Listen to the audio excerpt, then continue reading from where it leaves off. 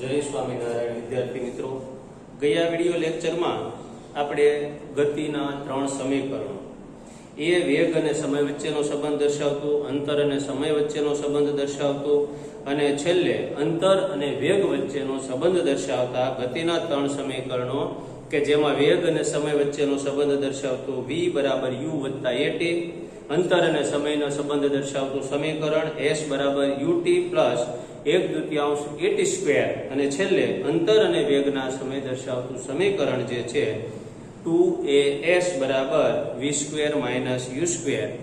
આ ત્રણ સમીકરણો આપણે જોયા.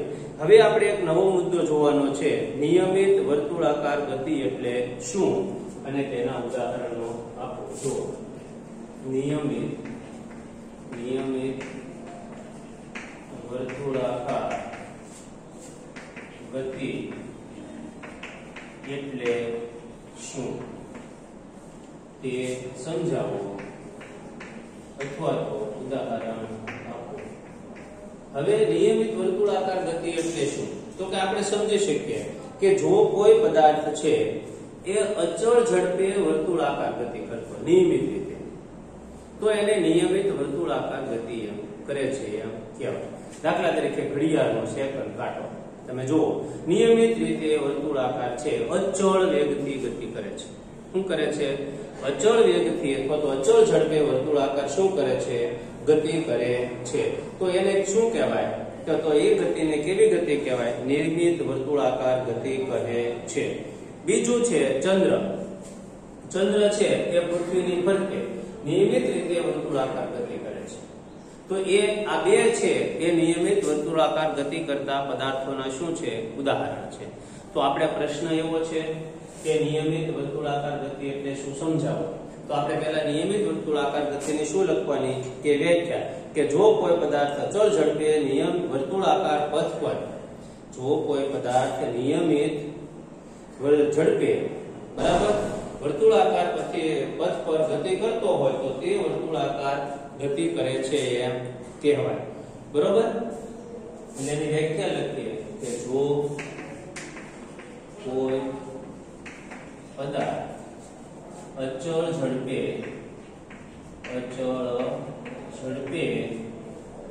વર્તુળાકાર પથ પર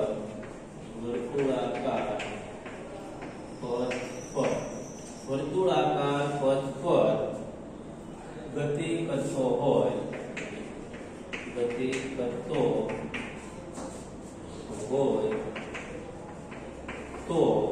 તો તે નિયમિત વર્તુળાકાર ગતિ કરે છે એમ કહેવાય. કે જો કોઈ પદાર્થ અચળ ઝડપે, કેવી રીતે? જો કોઈ પદાર્થ અચળ ઝડપે વર્તુળાકાર પથ પર ગતિ કરતો હોય તો તે નિયમિત વર્તુળાકાર ગતિ કરે છે એમ કહેવાય. એની ઝડપ કેવી હોવી જોઈએ? અચળ. ગતિ કેવી રીતે કરતો હોવો જોઈએ? વર્તુળાકાર પથ પર. તો એને શું કહેવાય? નિયમિત વર્તુળાકાર ગતિ કરે છે એમ કહેવાય. મેં તમને બે ઉદાહરણ આપ્યા. એમાં પહેલું ઉદાહરણ કયું છે કે ભાઈ ઘડિયાળનો સેકન્ડ કાંટો છે એ શું છે?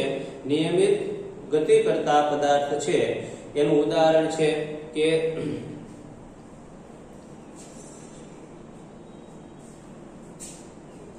ઉદાહરણ તરીકે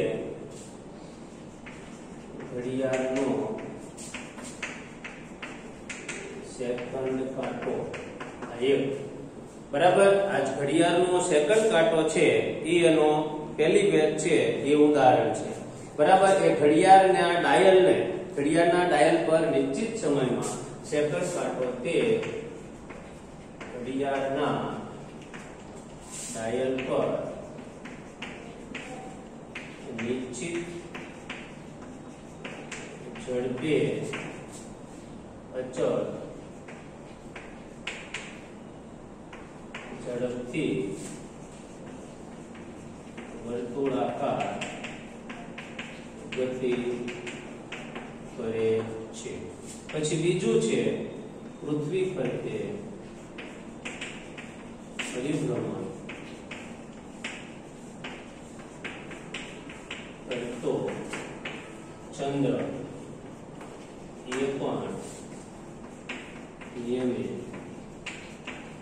નિયમિત વર્તુળાકાર ગતિ કરે છે. તો આપણે આ એક પ્રશ્ન લખ્યો કે નિયમિત વર્તુળાકાર ગતિ એટલે શું સમજાવો. તો નિયમિત અચળ આપેલી વ્યાખ્યા થઈ, આ બેના શું થયા સમજાવવા માટેના ઉદાહરણ થયા. હવે આપણે બીજો પ્રશ્ન અને આ પ્રકરણનો છેલ્લો પ્રશ્ન જોવાનો છે, પછી નવું પ્રકરણ ચાલુ કરીએ છીએ કે r ત્રિજ્યાવાળા વર્તુળાકાર માર્ગ પર નિયમિત ગતિ કરતા પદાર્થનું સૂત્ર આપણે મેળવવાનું છે. હવે ઈ આપણે જોઈએ. જો પ્રશ્ન હું લખાવું, એકદમ નાનો એવો પ્રશ્ન છે, એનો જવાબ પણ ટૂંકો જ છે, એટલે આ પ્રશ્ન પહેલા હું તમને લખાવી દઉં. તો જો પ્રશ્ન શું છે કે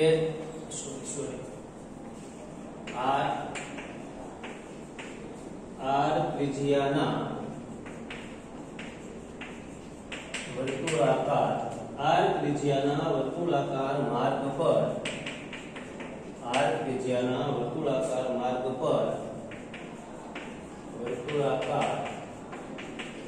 વર્તુળાકાર ગતિ કરતા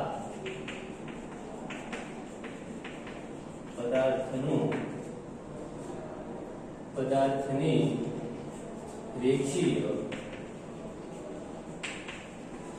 ઝડપનું સૂત્ર કાઢવો. બરાબર છે. તો હવે એમાં જો સૌથી પહેલા છે જ્યારે પદાર્થ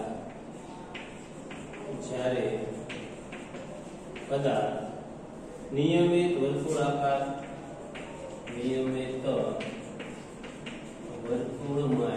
જ્યારે પદાર્થ નિયમિત વર્તુળમાં ગતિ કરતો હોય તો t સમયમાં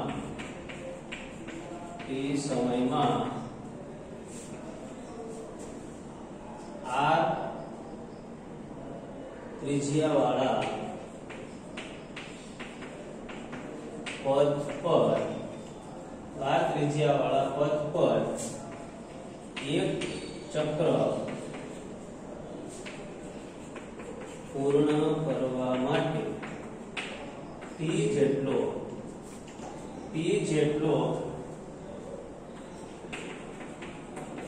સમય લે તો આનું સૂત્ર શું થાય કે જો r ત્રિજ્યાવાળા પથ પર t જેટલા સમયમાં ઈ શું કરે છે, એક ચક્ર શું કરે છે, પૂર્ણ કરે છે. તો હવે એનું આપણે જે ઝડપ છે એની રેખીય ઝડપ બરાબર શું છે તો કે કાપેલું અંતર છેદમાં શું લખ્યું છે આપણે સમય. ઝડપ માટેનું સૂત્ર શું છે, અંતર છેદમાં સમય. હવે અહીંયા જે છે એ કાપેલું અંતર કેટલું છે એ ખાસ જોવાનું છે. પદાર્થ ગતિ કેવી કરે છે તો કે ભાઈ જુઓ, પદાર્થ છે ઈ આવી r ત્રિજ્યાવાળા વર્તુળ ઉપર, આ ત્રિજ્યા કેટલી છે r, કેટલી ત્રિજ્યા છે r, તો r ત્રિજ્યા ઉપર વર્તુળાકાર ગતિ કરે છે. તો રેખીય ઝડપ બરાબર હવે આટલી ગતિ કરે. આ શું થયું કયો જોઈએ, તમે આગળના ધોરણમાં ભણી ગયા છો. આને શું કહેવાય, વર્તુળનો શું કહેવાય, પરિઘ કહેવાય. શું કહેવાય, વર્તુળનો પરિઘ. બરાબર.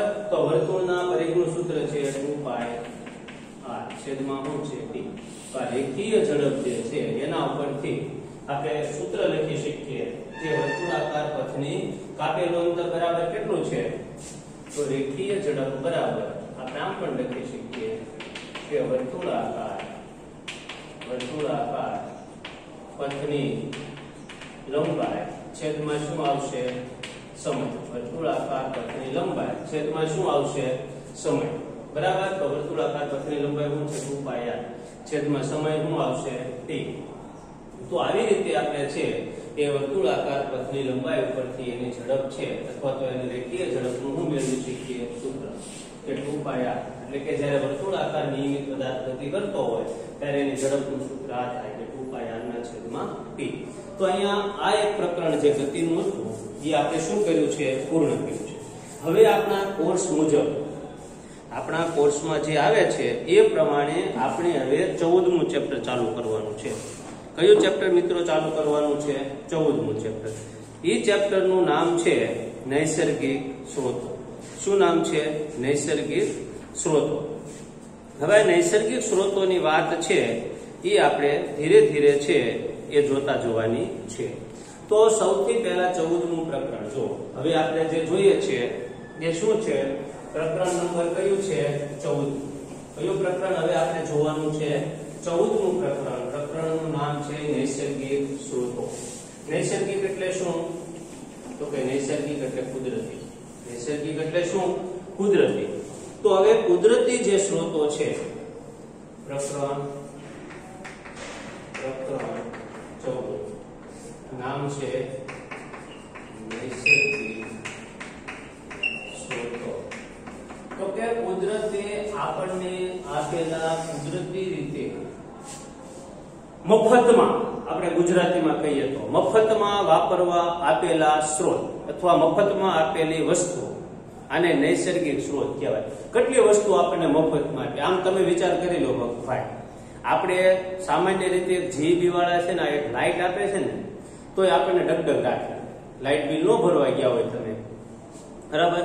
તમે વિચારી લો, એક રૂમમાં તમે 10 ટ્યુબલાઇટ કરો છતાં પણ સૂર્ય જેટલો પ્રકાશ ન થાય. થાય કોઈ દિવસ? ન થાય. છતાં પણ જીબી વાળા આપણને ડગડગ રાખે. ચાલો લાઈટ બિલ ભરી જાઓ, લાઈટ બિલ ભરી જાઓ, બરાબર ને? દર મહિને 2 મહિને આપણા ઘરે બિલ પકડાવી જાય અને જો બિલ ભરવામાં સહેજ પણ મોડું થયું હોય તો તરત જ આપણને એમ કે ભાઈ બિલ ભરી જાઓ, કેમ મોડું થયું? બિલ ભરી જાઓ, કેમ મોડું થયું? તો આ આપણને શું રાખે છે? શું કહેવાય? ડગડગ રાખ્યા કહેવાય. શું રાખ્યા કહેવાય? ડગડગ. બરાબર છે? એવી જ રીતે જો લાઈટ આપણી જતી રહે, સમજો તમે, અને આપણને થોડીક પણ તકલીફ પડે એટલે પંખો બંધ થાય અથવા એસી બંધ થાય, તો અત્યારે તમે જો હું વાળ પરસો લૂસતો થઈ ગયેલો છું, કારણ કે તમારે અવાજ આવે પંખાનો, બરાબર? હું બોલું એમાં, એટલા માટે હું પંખા શું રાખું છું? બંધ રાખું છું. હું પરસેવો વળી ગયો મને. તો છતાં પવન કુદરત આપણને આપે, સૂર્યપ્રકાશ કુદરત આપણને આપે. હવે તમે વિચારી લો, આવડી મોટી પૃથ્વી ઉપર સૂર્યપ્રકાશ છે એ જે આવે છે, એક જ દિવસ જો ભગવાને ઉપરથી ફરફરિયું બિલનું આવવા દીધું હોય તો સરકાર અને આપણે બધા ધ્રુજી જઈએ. એટલો બધો સૂર્યપ્રકાશ આપણને આપે છે. આપે છે. આપણને ઊભું રહેવા માટે જમીન આપે છે. આપણે કોકના ફ્લેટમાં ભાડે રહેવા ગયા હોય, બરાબર છે? આપણને કેટલો ફ્લેટ આપે ભાડે? 2 રૂમ રસોડું, બરાબર છે? ફ્લેટ ટેર્નામેન્ટ તો ટેર્નામેન્ટ, 2 રૂમ રસોડું આપણને ભાડે આપે, બરાબર છે? તો આપણી પાસે જેવો ફ્લેટ અથવા તો જેવું ટેર્નામેન્ટ એવું ભાડું લે. 4000 થી શરૂ કરી અને 15000 સુધીનું ભાડું લે કે ન લે? તો કે લે. હવે તમે વિચાર કરી લો કે જો એક સામાન્ય 200 વારના પ્લોટમાં બનાવેલા ટેર્નામેન્ટનું ભાડું 8000 રૂપિયા હોય તો કુદરતે આપણને અવડી મોટી પૃથ્વી રહેવા આપી છે. કોઈ દી આપણને ભાડાનું બિલ મોકલ્યું નથી? મોકલ્યું. પવનનું બિલ મોકલ્યું નથી? મોકલ્યું. કોઈ દિવસ આપણને સૂર્યપ્રકાશનું બિલ મોકલ્યું? તો કે નથી મોકલ્યું. બરાબર છે? પાણી, વરસાદ, મ્યુનિસિપાલિટી વાળા આપણને પાણી આપે તો આપણે એના ટાઈમે આવે આ તે, બરાબર? છતાં એનું બિલ આવે. વરસાદ આવે, અત્યારે તમે જો 8 દિવસથી ભગવાને સતત આપણને વરસાદ આપ્યો અને બધા ડેમ છે એ છલકાવી દીધા. આપણો શેત્રુંજી ડેમ પણ ઓવરફ્લો થઈ ગયો, બરાબર છે? તો આખા વર્ષના આપણા પાણીની ચિંતા જતી રહી, બરાબર? હવે તમે વિચાર કરી લો, શેત્રુંજી ડેમમાં કેટલું પાણી હશે? આપણે પીવા માટે જો ખાલી વાપરીએ તો 3 વર્ષ ન ખૂટે એટલું પાણી એમાં હોય, બરાબર? પછી આપણા નદીની અંદર, કુવાની અંદર, ડારની અંદર આ બધું પાણી કુદરતી રીતે આપણને મળે છે. કોઈ દી પાણીનું બિલ આપ્યું એને ભગવાને? તો કે નહીં. તો આ બધા જે છે, હું જે બોલ્યો, સૂર્યપ્રકાશ છે, પવન છે, જમીન છે, પાણી છે, આ બધા છે એ નૈસર્ગિક સ્ત્રોતો છે. શું છે?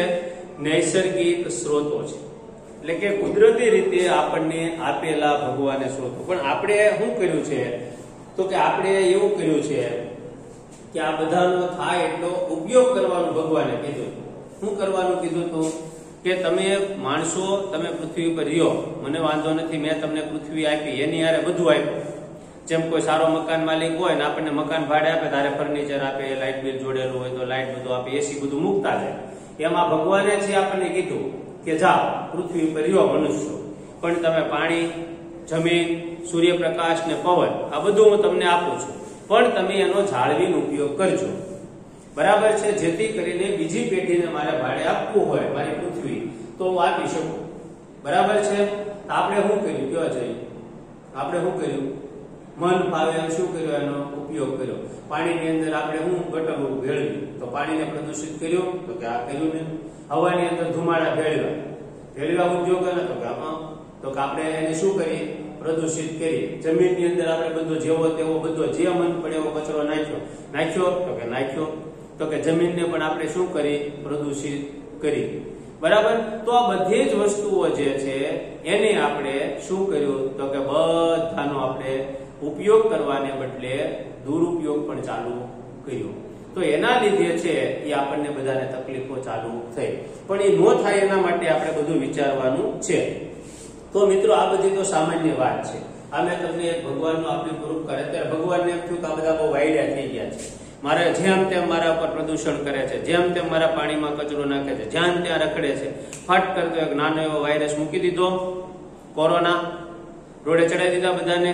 એટલે કોઈ એમ કહેતું હોય કે ભાઈ અમે તો એવું કાંઈ ભગવાન આગળ કોઈનું હાલવાનું નથી. બધું સાફ થઈ ગયું, પ્રદૂષણ બધું વયું ગયું. બરાબર. પાણીની અંદર કચરો ઠાલવતા આપણને ખબર નહોતી કે ભાઈ આપણે આટલા બધી વસ્તુ વગર જીવી શકીએ છીએ.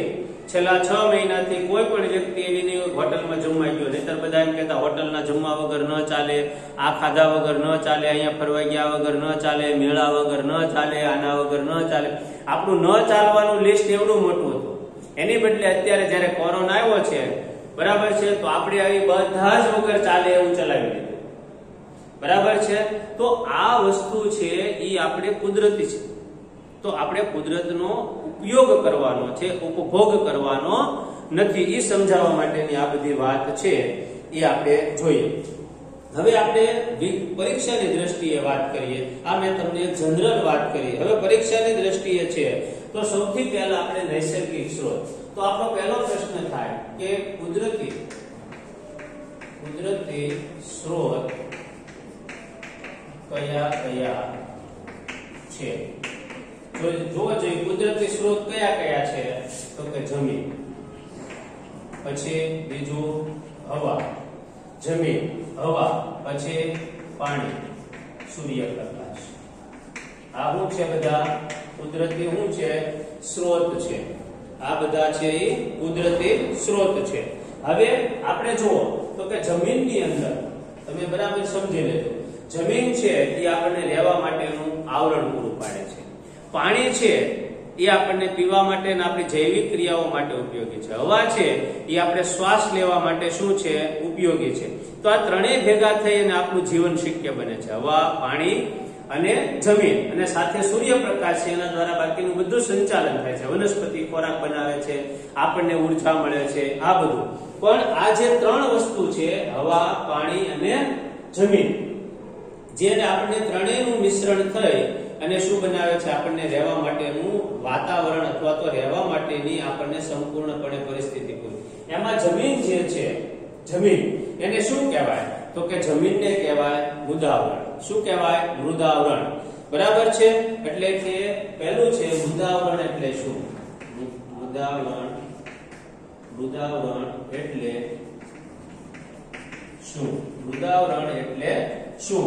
તો એનો જવાબ છે કે પૃથ્વીના સૌથી બહારના કવચને, પૃથ્વીના સૌથી બહારના કવચને મૃદાવરણ કહે છે. પૃથ્વીના સૌથી બહારના કવચને મૃદાવરણ કહે છે. ત્યાર પછી બીજી વાત આવે છે જલાવરણ. જલાવરણ એટલે શું? જલાવરણ એટલે શું એની વાત આપણે જોઈએ તો જલાવરણ એટલે શું? પૃથ્વી પર આવેલા પાણીના આવરણને, પૃથ્વી પર આવેલા પાણીના આવરણને, પૃથ્વી પર આવેલા પાણીના આવરણને જલાવરણ, પૃથ્વી પર આવેલા પાણીના આવરણને જલાવરણ કહે છે. પૃથ્વી પર પાણી, પૃથ્વી પર પાણી કેટલા ટકા છે? 75% છે. પૃથ્વી પર પાણી 75% છે, જે ભૂગર્ભીય જળ અને દરિયાઈ જળ તરીકે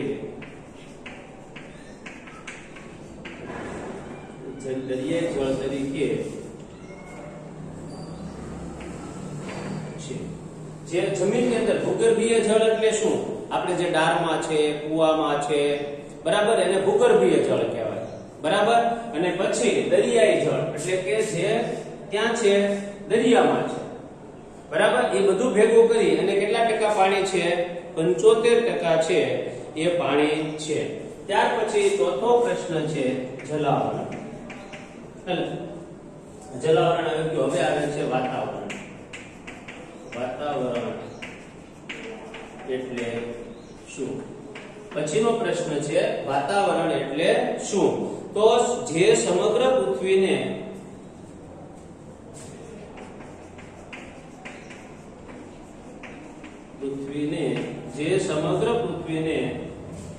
કામળા કે ચાદરની માફક ઢાંકતી રહે તેને શું કહે છે? વાતાવરણ।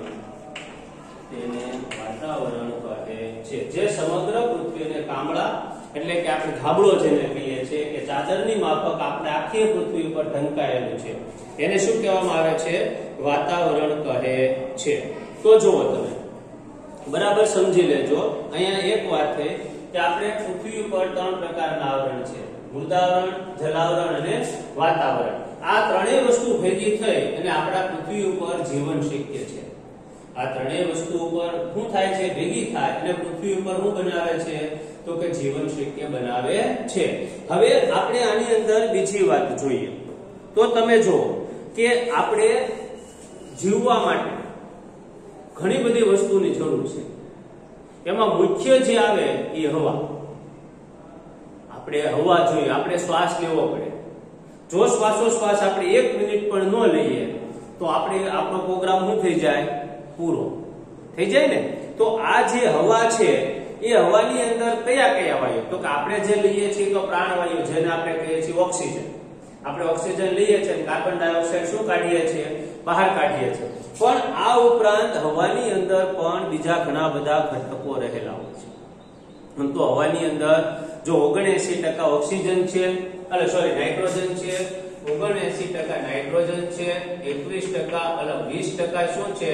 ઓક્સિજન છે, અને બાકી જે છે 1% ની અંદર બાકીના બધા જ વાયુઓ છે એ રહેલા છે। આ જે છે NO2 છે, આ છે CO2 છે, O2 છે, આ શું છે? O2 છે। તો આ બાકીના 1% ની અંદર 18 કે 19 વાયુઓ રહેલા છે, જેમાં હાઇડ્રોજન આવી જાય, હિલિયમ આવી જાય, કાર્બન ડાયોક્સાઇડ આવી જાય, નેનોન આવી જાય, બરાબર છે।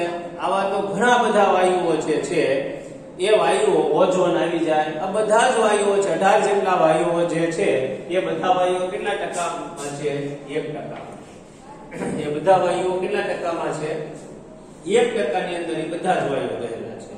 અને આ બે વાયુઓ છે હવાની અંદર મુખ્ય છે, એમાં આપણે ઓક્સિજન લઈએ છીએ, બરાબર। અને નાઇટ્રોજન છે એનો મોટા ભાગે ઉપયોગ કોણ કરે છે? તો કે નાઇટ્રોજનનો મોટા ભાગે ઉપયોગ કરે છે એ કોણ કરે છે? તો કે નાઇટ્રોજનનો મોટા ભાગે ઉપયોગ વનસ્પતિઓ કરે છે અથવા તો જમીનની અંદર થાય છે। તો આ જે વસ્તુઓ છે એ હવે આપણે જોઈએ તો હવાની અંદર કયા વાયુઓ છે? તો કે હવા છે ને એ એક પ્રકારનું મિશ્રણ છે। પહેલા નાના ધોરણમાં તમારે એવો પ્રશ્ન આવ્યો હોય કે હવા મિશ્રણ છે, સમજાવો। તો હવાની અંદર ઘણા બધા વાયુઓ છે, એમાં મુખ્ય વાયુઓના તમારી ચોપડીમાં નામ આપ્યા છે, બરાબર। બધા વાયુઓના નામ આપ્યા નથી। જીવનનો શ્વાસ હવા, તો આપણે જોઈશું જીવનનો શ્વાસ હવા। તો જીવનનો શ્વાસ હવા જે છે, તો હવા એ જુદા જુદા વાયુઓનું શું છે? મિશ્રણ છે, જેમાં ઓક્સિજન પછી હાઇડ્રોજન પછી કાર્બન ડાયોક્સાઇડ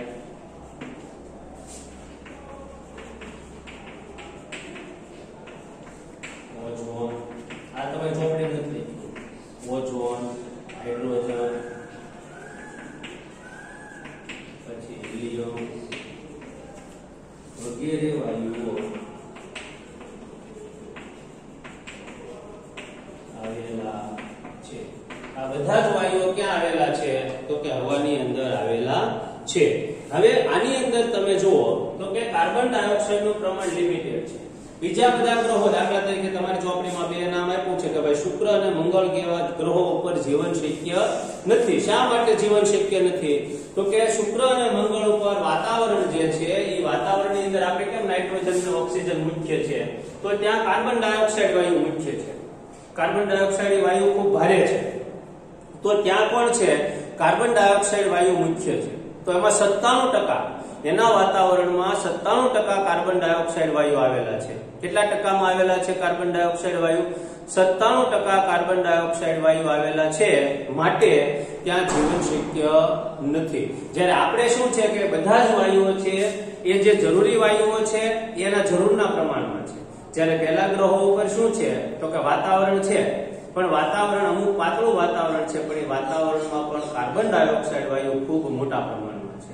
અને કાર્બન ડાયોક્સાઇડ વાયુ મોટા પ્રમાણમાં હોય તો જીવન શક્ય નથી. એટલે આપણે એવો પ્રશ્ન તમને પૂછાય કે મંગળ અને શુક્ર ઉપર જીવન શક્ય નથી. શા માટે?